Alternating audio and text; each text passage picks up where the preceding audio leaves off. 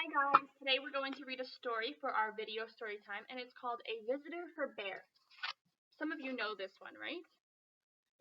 No one ever came to Bear's house. It had always been that way, and Bear was quite sure he didn't like visitors. He even had a sign that said, "No visitors allowed." One morning, Bear heard a tapping on his front door. When he opened his door, there was a mouse, small and gray and bright-eyed. "No visitors allowed," Bear said, pointing to the sign. "Go away." He closed the door and went back to the business of making his breakfast. He set out 1 cup and 1 spoon, but when he opened the cupboard to get 1 bowl,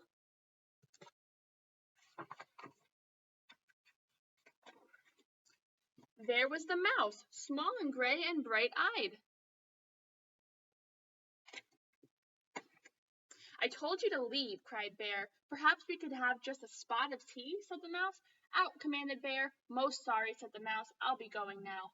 Bear showed him to the door and shut it firmly. Then he went back to the business of making his breakfast. But when he opened the bread drawer for 1 slice of bread, there was the mouse, small and gray and bright-eyed.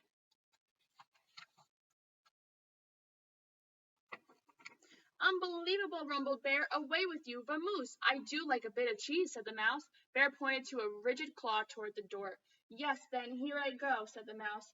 "Farewell," and the mouse whisked out the door.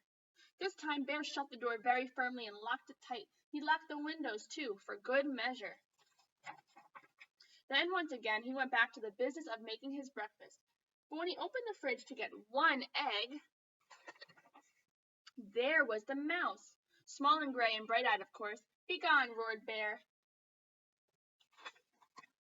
"A crackling fire?" ventured the mouse. "This is impossible, intolerable, insufferable," cried Bear, shaking with anger and disbelief.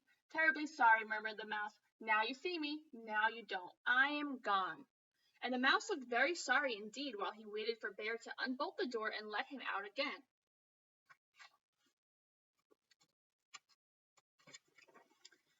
This time, before he went back to the business of making his breakfast, Bear shut the door very, very firmly, locked it, boarded the windows shut, stopped up the chimney, and even plugged the drain in the bathtub.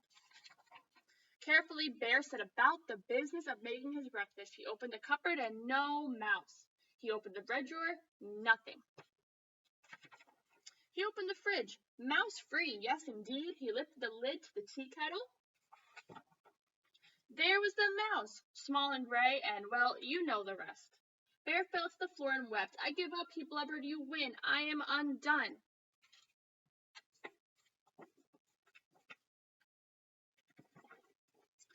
Bear unshuttered and unboarded the windows, unlocked the door, unstoppered the chimney, and unplugged the drain. He brought out 2 plates of cheese and 2 teacups, and he made a crackling fire in the fireplace for 2 sets of toes. The mouse warmed his feet and nibbled and sipped, and Bear did too. They sat for a long while. The clock in Bear's house ticked loudly. Bear cleared his throat. The mouse looked most attentive. No one had ever been most attentive to Bear. "The fire is nice," Bear announced. "Lovely," said the mouse. No one had ever said Bear's fires were lovely. "I can do a headstand," said Bear. "Very impressive," exclaimed the mouse. Bear told a joke. The mouse laughed heartily. No one had ever laughed at Bear's jokes before. Bear began to think of another joke. The mouse set down his teacup. Bear quickly lifted the teapot. "There's plenty more," he said.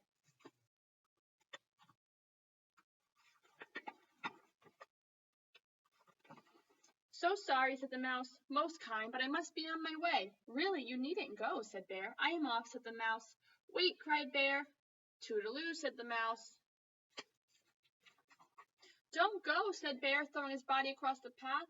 "But I gave you my word," said the mouse, pointing at the no visitors sign. "Oh, that?" cried Bear, pulling down the sign and tearing it up. "That's for salesmen, not for friends." "Not for friends?" asked the mouse, small and gray and bright-eyed. Bear nodded. The mouse's bright eyes glowed brighter. Bear smiled. "Do you like 1 lump or 2?" said Bear most politely. "I like 2," said the mouse, and Bear agreed. The end.